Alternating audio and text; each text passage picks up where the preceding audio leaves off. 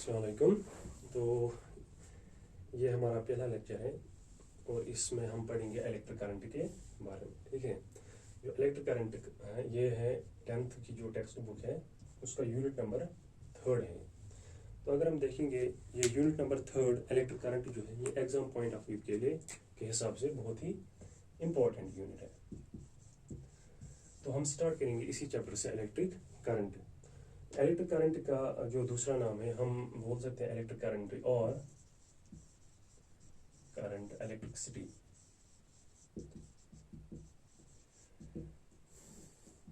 Current पहले हम देखेंगे कि इलेक्ट्रिक करंट या करंट इलेक्ट्रिसिटी का मीनिंग क्या है, इसका मतलब क्या है। ठीक है, अगर हम देखेंगे जो 10th की टेक्स्ट बुक है और 12th की टेक्स्ट बुक है इसमें हम पढ़ते हैं खाली करंट इलेक्ट्रिसिटी के बारे में। इसमें हम पढ़ते हैं किसके बारे में, करंट इलेक्ट्रिसिटी के बारे में। ठीक है, और 12th में जो है इसमें एक और यूनिट आता है उसका नाम है इलेक्ट्रोस्टैटिक्स।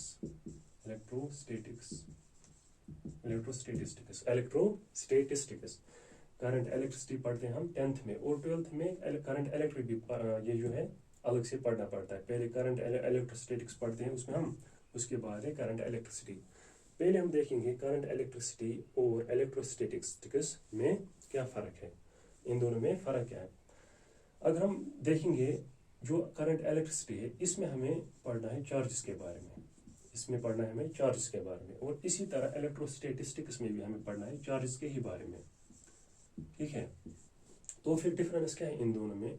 जो चार्जेस हम पढ़ेंगे इलेक्ट्रिक करंट या करंट इलेक्ट्रिसिटी में वो होंगे मोशन में, वो रेस्ट में नहीं होंगे, वो होंगे मोशन में। और जो चार्जेस हम जिन चार्ज के बारे में हम पढ़ेंगे किस में, इलेक्ट्रोस्टैटिक्स में, वो होंगे रेस्ट में, या हम बोलेंगे वो होंगे स्टेशनरी मतलब यानी कि वो अपनी पोजीशन चेंज नहीं करेंगे। फॉर एग्जाम्पल हम मोशन और रेस्ट कैसे डिफाइन करते हैं, आपने 9th क्लास में पढ़ा होगा मोशन।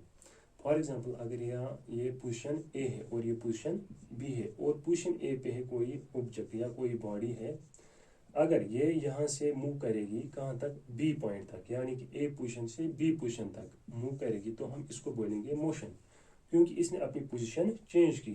तो मोशन बोलेंगे हम, चेंज ऑफ पोजीशन को हम बोल सकते हैं मोशन। फॉर एग्जांपल अब अगर यही ऑब्जेक्ट है, ये है पॉइंट ए पे और ये हमेशा यहीं पे रहेगा, अगर ये मूव नहीं करेगा तो हम उसको बोलते हैं कि ये रेस्ट में है। ठीक है, तो हम क्या करंट इलेक्ट्रिसिटी में हम यही पढ़ते हैं, जो चार्जेस यहाँ पे हम पढ़ेंगे वो होंगे मोशन में, यानी कि फॉर एग्जांपल अगर कोई कंडक्टर है या कोई सबस्टेंस है मान लीजिए, इसमें होंगे इलेक्ट्रॉन्स। इलेक्ट्रॉन क्या है, इलेक्ट्रॉन चार्ज है, जो कि आपने पढ़ा है किसमें, 9th की केमिस्ट्री में पढ़े होंगे आपने, एटम, स्ट्रक्चर ऑफ एटम है उसमें पढ़ा होगा आपने। चार्ज के दो टाइप्स है, एक है पॉजिटिव चार्ज और दूसरा है नेगेटिव चार्ज। ठीक है, जिसको पॉजिटिव चार्ज को हम बोलते हैं प्रोटॉन और इसको बोलते हैं नेगेटिव चार्ज को बोलते हैं हम इलेक्ट्रॉन। क्योंकि आपको पता है प्रोटॉन मूव नहीं कर सकता, ये होता है स्टेशनरी चार्ज, और इलेक्ट्रॉन क्या होता है, ये स्टेशनरी नहीं होता, ये मूव कर सकता है। तो जो इलेक्ट्रॉन होता है किसी भी सब्सटेंस में, जो हम पढ़ते हैं कहाँ, करंट इलेक्ट्रिसिटी में, यहाँ पे चार्जेस ये मूव करते हैं इस सब्सटेंस में, यानी कि स्टेशनरी नहीं होती, ये एक पॉइंट से दूसरे पॉइंट तक मूव करेंगे। और जो इलेक्ट्रोस्टैटिक्स में चार्जेस होंगे ये होंगे रेस्ट में, ये मोशन में नहीं होंगे। तो ये डिफरेंस है इन दो चैप्टर्स में। लेकिन आपको खाली पढ़ना है कौन सा, करंट इलेक्ट्रिसिटी। करंट इलेक्ट्रिसिटी में पहला जो कॉन्सेप्ट आपको पढ़ना है वो है चार्ज होता क्या है। ठीक है, लेकिन चार्ज की डेफिनेशन बताने से पहले या चार्ज डिफाइन करने से पहले हम बैक जाएंगे 9th क्लास की फिजिक्स में। उसमें एक यूनिट था ग्रेविटेशन, आपने पढ़ी होगी वो, ग्रेविटेशन या ग्रेविटी हम बोलेंगे। ग्रेविटेशन में आपने पढ़ा एक लॉ, न्यूटन्स लॉ ऑफ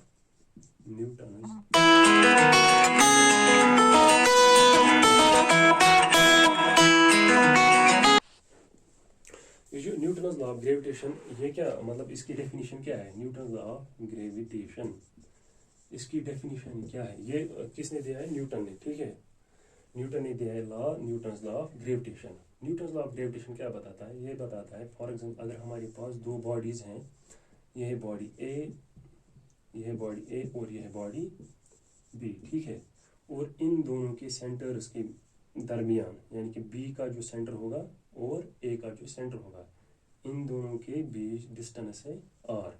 ठीक है, यहाँ से यहाँ तक डिस्टेंस है आर, और अगर बॉडी ए का मास है ma और बॉडी बी का मास है mb, ठीक है। तो ये क्या बताता है, न्यूटन लॉ ऑफ ग्रेविटेशन बताता है अगर जो इन दोनों के बीच फोर्स होगा, इन दोनों के बीच फोर्स होगा, ऑब्जेक्ट ए और ऑब्जेक्ट बी के दरमियान जो फोर्स होगा वो होगा directly proportional product of their masses, यानी कि मास एम ए और एम बी के product of mass m a into m b divided by square of the distance between them, ठीक है। तो अगर हम देखेंगे यहाँ पे जो भी यूनिवर्स में जो भी बॉडीज हैं, जो भी ऑब्जेक्ट्स हैं, वो क्या करते हैं, वो एक दूसरे को करते हैं अट्रैक्ट। बॉडी ए करेगी अट्रैक्ट बी को और बॉडी बी करेगी अट्रैक्ट बॉडी ए को, और वो जो फोर्स होता है वो होता है F, directly proportional product of their masses and the square of distance between them. जो ये फोर्स है इसको बोलते हैं ग्रेविटेशनल फोर्स, ठीक है। ग्रेविटेशनल फोर्स ये होता है बराबर, तो ये किस चीज़ पे डिपेंड है, mass of the two bodies m a and m b. तो अगर हम यहाँ देखेंगे जो ये ग्रेविटेशनल फोर्स है ये किसकी वजह से है, ये मास की वजह से है, ठीक है। अगर इनमें फॉर एग्जांपल मास नहीं होगा, ठीक है, तो ये फोर्स भी एग्जिस्ट नहीं करेगा। तो अगर हम देखेंगे जो ग्रेविटेशनल फोर्स है ये किसकी वजह से है, ये है मास ऑफ द बॉडीज। जो भी यूनिवर्स में बॉडी है, जो भी यूनिवर्स में बॉडी है उसका अगर मतलब छोटा से भी छोटा मास होगा, ठीक है, तो उन दो ऑब्जेक्ट्स के बीच में ये फोर्स ग्रेविटेशनल फोर्स एग्जिस्ट करेगा। तो जो ये ग्रेविटेशनल फोर्स है किसकी वजह से है, मास ऑफ द बॉडीज, ठीक है।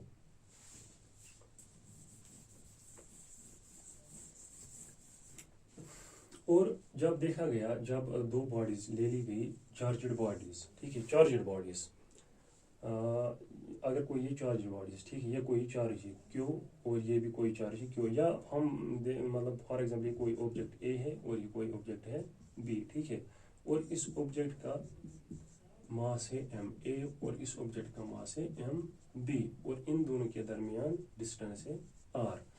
जब यहाँ देखा गया तो यहाँ पे भी क्या ये चार्जड बॉडीज है, लेकिन ये याद रखना है ये है चार्जड बॉडीज, यानी कि इनमें चार्जेस प्रेजेंट हैं। जब देखा गया तो यहाँ पे ग्रेविटेशनल फोर्स एग्जिस्ट करता है वो, और वो डायरेक्टली प्रोपोर्शनल होता है m a m b divided by r square. तो ये कौन सा फोर्स है, ग्रेविटेशनल फोर्स है। लेकिन इस फोर्स के बगैर यहाँ देखा गया यहाँ एक और फोर्स है, यहाँ एक और फोर्स है, यानी कि एफ जी ग्रेविटेशनल फोर्स के अलावा एक और फोर्स है। लेकिन अगर हम देखेंगे जब से जैसे कि हमने देखा एफ जी यानी ग्रेविटेशनल फोर्स किसकी वजह से, किसी ना किसी चीज़ की वजह से है ये, वो क्या चीज़ है, वो है mass of the two bodies. इसके अलावा एक और फोर्स देखा गया उसको बोलते हैं इलेक्ट्रिक फोर्स। क्या बोलते हैं, इलेक्ट्रिक फोर्स। अगर ये ग्रेविटेशनल फोर्स किसी चीज़ की वजह से है तो इसका मतलब ये है ना कि जो ये है कौन सा इलेक्ट्रिक फोर्स, ये भी किसी चीज़ की वजह से होगा, मतलब ऐसे ही तो नहीं होगा ना इसमें ये यहाँ पे फोर्स, ये अगर जैसे कि ये ग्रेविटेशनल फोर्स है ये किसकी वजह, मास की वजह से, इसी तरह ये जो इलेक्ट्रिक फोर्स है ये भी किसी न किसी वजह से होगा। लेकिन इसको पहले ही ये नाम नहीं दिया गया कि इलेक्ट्रिक फोर्स है, पहले बताया गया कि कोई फोर्स और है किसके बगैर, किसके अलावा एफ जी के यानी ग्रेविटेशनल फोर्स के अलावा एक और फोर्स है। फिर देखा गया ये जो इलेक्ट्रिक फोर्स है ये चार्जेस की वजह से होता है, किसकी वजह से, जो इन ऑब्जेक्ट्स या इन सब्सटेंस या बॉडीज पे चार्ज होगा, चार्ज, तो उन चार्जेस की वजह से यहाँ एक और फोर्स है, उसको फोर्स को कहा गया फिर इलेक्ट्रिक फोर्स है, ठीक है। तो बोला गया यहाँ पे दो चार्ज होंगे, एक तो होगा पॉजिटिव चार्ज, दूसरा होगा नेगेटिव, या जरूरी नहीं है पॉजिटिव नेगेटिव, यहाँ दोनों पॉजिटिव भी हो सकता है, ये पॉजिटिव या ये पॉजिटिव, या ये नेगेटिव इसमें भी नेगेटिव होगा, ठीक है। तो इस फोर्स को कहा गया इलेक्ट्रिक फोर्स।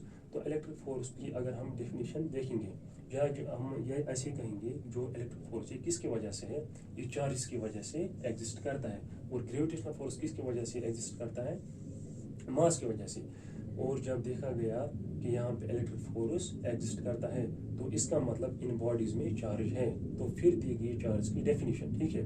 और आपने देखा होगा क्लास 9th में जो ये ग्रेविटेशनल फोर्स है ऑलवेज होता है अट्रैक्टिव, ये रिपल्सिव नहीं होता है। रिपल्सिव और अट्रैक्टिव का मतलब क्या है, ए हमेशा बी को अट्रैक्ट करेगी या बॉडी बी ए को अट्रैक्ट करेगी, ये एक दूसरे को रिपेल नहीं करेंगे। जो ग्रेविटेशनल फोर्स होता है ये होता है अट्रैक्टिव फोर्स, और जो इलेक्ट्रिक फोर्स होता है ये होता है रिपल्सिव भी, ये होता है रिपल्सिव और अट्रैक्टिव भी, ठीक है।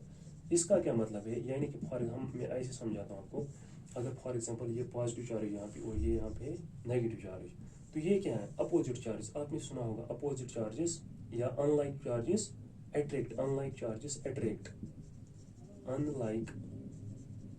unlike charges attract। और अगर मैं लूंगा यहाँ पे पॉजिटिव पॉजिटिव या नेगेटिव नेगेटिव, ये क्या है, ये लाइक चार्जेस हैं, यहाँ से भी पॉजिटिव, यहाँ से भी पॉजिटिव, यहाँ से भी नेगेटिव, यहाँ से भी नेगेटिव। तो जो लाइक चार्ज है वो क्या करते हैं, वो करते हैं रिपेल, लाइक चार्जेस रिपेल, ठीक है। तो जो इलेक्ट्रिक फोर्स होता है ये होता है अट्रैक्टिव भी और रिपल्सिव भी। वो हमने देखा कैसे, पॉजिटिव नेगेटिव एक दूसरे को करेंगे अट्रैक्ट और पॉजिटिव एक दूसरे को करेंगे रिपेल। ये इसको इस तरह इस डायरेक्शन में मतलब फोर्स एक्सर्ट करेगा और ये इस डायरेक्शन अपोजिट डायरेक्शन में एक्सर्ट करेगा। लेकिन ये क्या करेगा, ये इसको अपनी तरफ खींचेगा और पॉजिटिव नेगेटिव को अपनी तरफ खींचेगा। तो यहाँ पे है अट्रैक्टिव फोर्स। तो फिर दी गई डेफिनेशन ऑफ चार्ज। तो चार्ज हम को ऐसे डिफाइन कर सकते, चार्ज एक प्रॉपर्टी है। क्या है चार्ज? एक प्रॉपर्टी है एक ऑब्जेक्ट या किसी सबस्टेंस की, जिसकी वजह से एग्जिस्ट करता है इलेक्ट्रिक फोर्स। फॉर एग्जांपल अगर कोई सबस्टेंस है ए, ठीक है, अगर इसका चार्ज है इसका कुछ चार्ज है, तो हम यहाँ पे चार्ज कैसे डिफाइन करेंगे?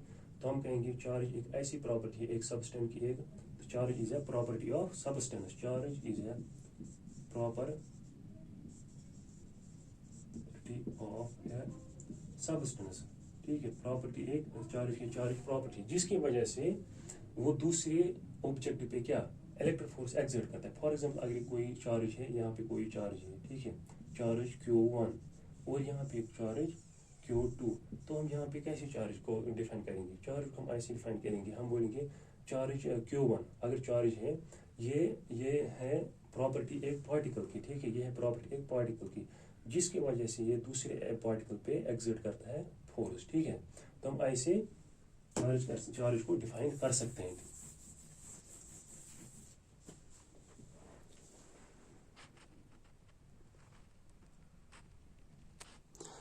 तो अगर हम डेफिनेशन लिखेंगे चार्ज की, तो हम डेफिनेशन ऐसे लिखेंगे, चार्ज इज द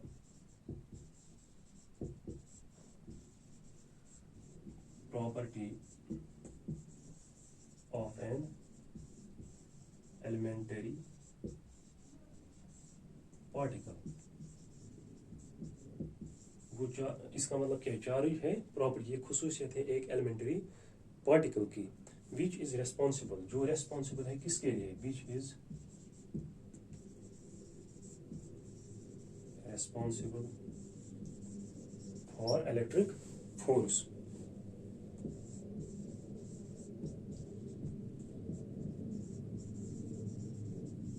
ठीक है, तो ये है डेफिनेशन ऑफ इलेक्ट्रिक चार्ज। तो चार्ज, आप चार्ज बोलो या इलेक्ट्रिक चार्ज बोलो, one and the same thing है, ठीक है। वो इसका मतलब क्या, electric charge it is the property of an elementary particle.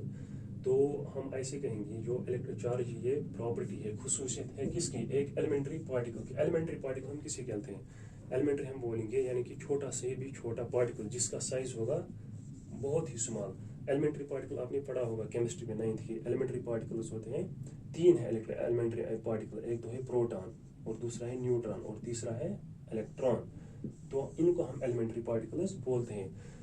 इसका तो हम कहेंगे चार्ज जो है ये है property of elementary particle which is responsible for electric force. वो जो किसके लिए, इलेक्ट्रिक चार्ज किसके लिए रेस्पॉन्सिबल है, इलेक्ट्रिक फोर्स के लिए। इसके बाद हम पढ़ेंगे representation of electric charge, representation of charge. तो रिप्रेजेंट हम कैसे इसको कर सकते हैं, तो हम लिख सकते हैं सी से हम रिप्रेजेंट करें, ये मैं अभी बताऊंगा सी क्यू हम लेते हैं, या हम रिप्रेजेंट क्यू सी भी कर सकते हैं चार्ज के, क्यू और सी। अगर हम इसका एसआई यूनिट देखेंगे, SI unit of charge, SI unit का मतलब क्या है, एसआई यूनिट का मतलब है फॉर एग्जांपल हम ऐसे कहेंगे कि जो चार्ज इसको हम कैसे मेजर करेंगे, किस यूनिट में हम इसको मेजर करेंगे। फॉर एग्जांपल अगर मैं बताऊंगा मास किस में हम मेजर करते हैं, मास करते हैं मेजर हम केजी, किलोग्राम में। तो किलोग्राम क्या हुआ इसका, किलोग्राम हुआ इसका ऐसा यूनिट। ग्राम में भी मेजर करते हैं, लेकिन ग्राम इसका ऐसा यूनिट नहीं है। जो किलोग्राम है ये अगर हम देखेंगे वर्ल्ड के किसी भी कोने में, इंडिया में देखेंगे, अमेरिका में देखेंगे, यूरोप में देखेंगे, कहीं भी अगर हम देखेंगे, हर किसी जगह हर किसी जो भी कोई फिजिकल क्वांटिटी होगी, मास होगा, टाइम होगा, चार्ज होगा, इसको हम किस में रिप्रेजेंट करते हैं, एसआई यूनिट में मेजर करते हैं। तो इसी तरह जैसे कि मास का एसआई यूनिट है किलोग्राम, और टाइम का एसआई यूनिट है, टाइम का एसआई यूनिट है सेकंड, ठीक है, और लेंथ का एसआई यूनिट है, लेंथ हम किस में मेजर करते हैं, मीटर्स में। तो इसी तरह कूलम क्या है, एसआई यूनिट ऑफ चार्ज। आपको याद रखना है ऑब्जेक्टिव के लिए, अगर ऑब्जेक्टिव आ सकता है एग्जाम में, what is the SI unit of charge, तो आप लिखेंगे SI unit of charge is coulomb, CULOUMB। Coulomb एक सेंटेंस था, उसी के नाम पे इसका ये एसआई यूनिट का नाम पड़ा है कूलम, ठीक है। तो इसके बाद अगर हम देखेंगे charge, charge is of two types, charge is of two types, types of charge, types of charge. Charge इसके हम देखेंगे मेन टाइप्स हैं इसके दो, टू टाइप्स होते हैं चार्ज के, टू टाइप्स ऑफ चार्ज। एक है पॉजिटिव चार्ज, पॉजिटिव चार्ज, और दूसरा है नेगेटिव चार्ज, ठीक है। पॉजिटिव चार्ज और नेगेटिव चार्ज। जो पॉजिटिव चार्ज है वो रिप्रेजेंट करते हैं हम किस साइन से, प्लस साइन से हम रिप्रेजेंट करते हैं पॉजिटिव चार्ज, और नेगेटिव चार्ज हम किससे रिप्रेजेंट करते हैं, माइनस से। अब आप बोलेंगे टाइप्स ऑफ चार्ज तो तीन है, लेकिन तीन नहीं है, ठीक है, वो types of elementary particle, elementary particle से तीन, कौन कौन सा, प्रोटॉन, न्यूट्रॉन और इलेक्ट्रॉन, ये है एलिमेंट्री पार्टिकल। लेकिन चार्ज होते हैं दो टाइप्स के, एक तो पॉजिटिव चार्ज और दूसरा है नेगेटिव चार्ज।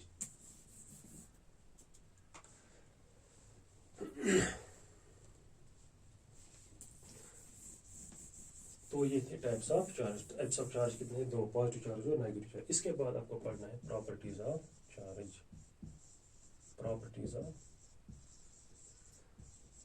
चार्ज।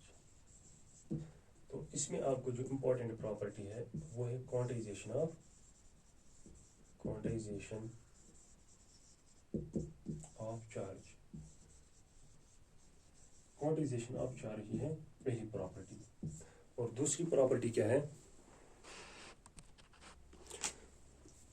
वो है conservation of, conservation of charge, ठीक है। और तीसरी प्रॉपर्टी है इसमें जो स्मॉलेस्ट चार्ज जो है, स्मॉलेस्ट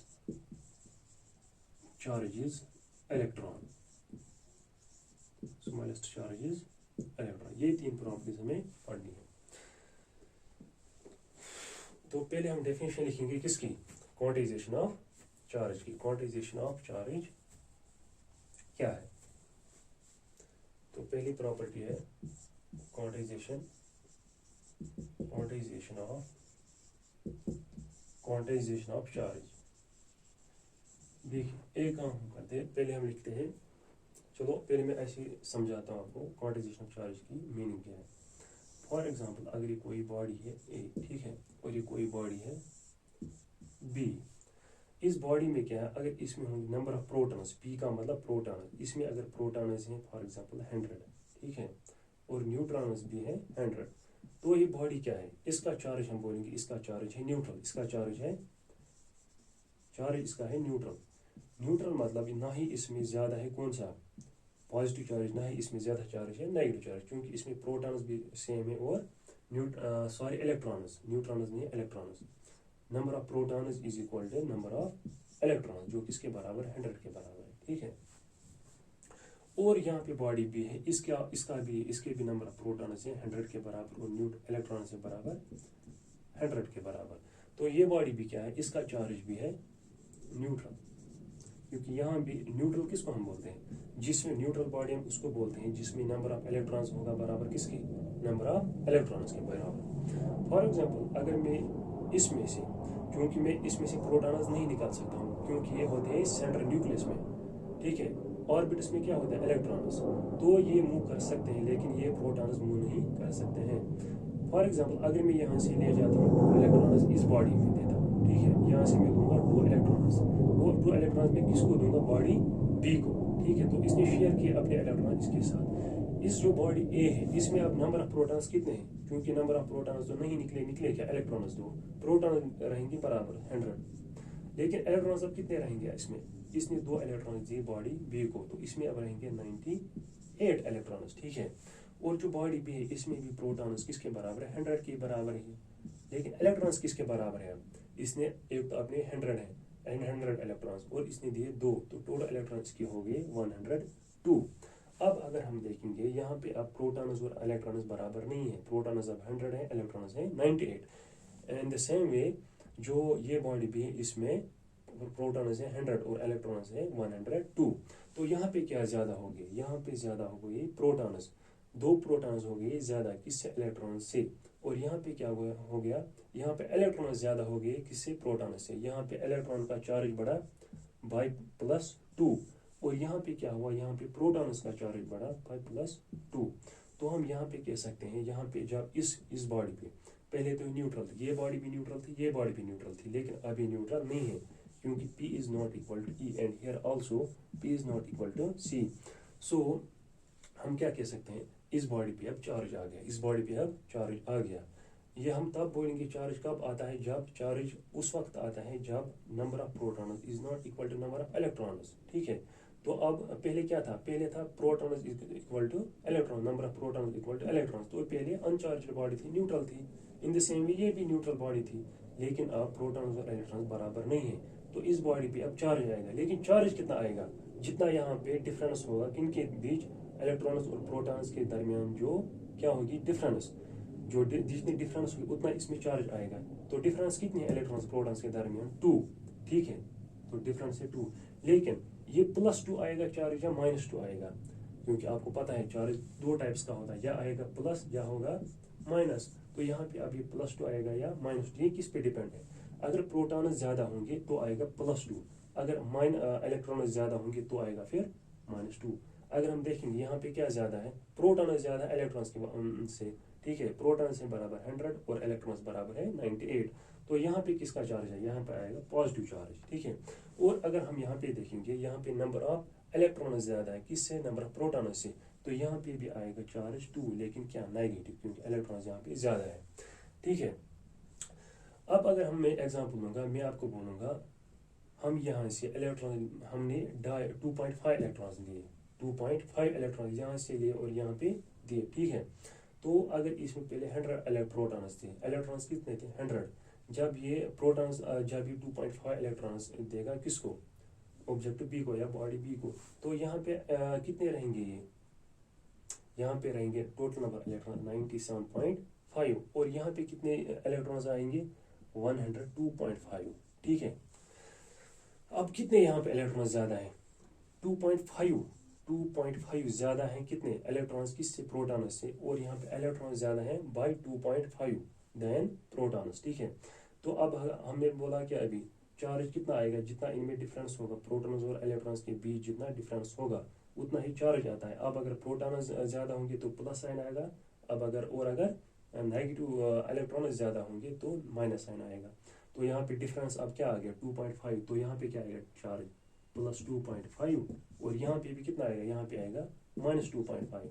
लेकिन ये इम्पॉसिबल है क्योंकि चार्ज के भी फ्रैक्शन में नहीं हो सकता है, या ये हमेशा होगा, चार्ज हमेशा होगा 1, 2 coulomb, 3 coulomb, 4 coulomb, 5 coulomb and to infinity, अब आफ्टर n ये फ्रैक्शन में कभी नहीं हो सकता है। फॉर एग्जाम्पल 1.5, 1.2, 1.3 या 2.9, 8.10 चार्ज फ्रैक्शन में कभी एग्जिस्ट नहीं करता है। तो ये किस में एग्जिस्ट करता है, हमेशा इंटीजर्स में ही एग्जिस्ट करता है। 1, 2, 3, 4, 100, 200 कूलम चार्ज, 300 कूलम चार्ज हम बोलेंगे, ठीक है। तो इसी क्वांटाइजेशन चार्ज हम इसी को बोलते हैं, यानी कि जो चार्ज होता है बराबर किसके, चार्ज होता है बराबर इंटीग्रल मल्टीपल ऑफ n, यानी कि ये होता है बराबर प्लस माइनस n e, ठीक है, plus minus n e। Quantization of charge का मतलब ये है, जो चार्ज है वो हमेशा एग्जिस्ट करता है क्या, इंटीजर्स में, वो फ्रैक्शंस में एग्जिस्ट नहीं करता है। ये कभी नहीं हम बोल सकते हैं कि +4.5 कूलम चार्ज या -3.2 कूलम चार्ज, ये कभी हो ही नहीं सकता क्योंकि चार्ज हमेशा इंटीजर्स में होता है, ठीक है। तो हम बोलेंगे चार्ज होता है बराबर, चार्ज के बदले अगर मैं सब्स्टिट्यूट करूँगा Q इसको ये होता है बराबर plus minus n e, n मतलब n का वैल्यू कहाँ से स्टार्ट होता है 1, 2, 3, 4 अप टू n, e का मतलब है इलेक्ट्रॉन का चार्ज, ठीक है। ये चार्ज क्या हो सकता है, प्लस माइनस का मतलब क्या है, यानी कि ये कभी प्लस भी हो सकता है और कभी माइनस भी होता है, ठीक है। तो क्वांटाइजेशन हम क्या, अगर हम डेफिनेशन आप देखेंगे, क्वांटाइजेशन ऑफ चार्ज की डेफिनेशन लिखेंगे।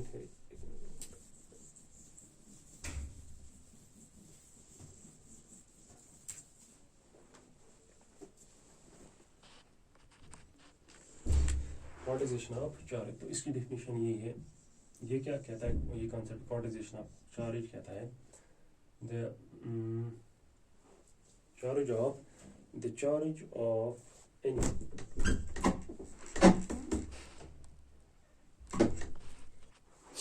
the charge on any object is always integral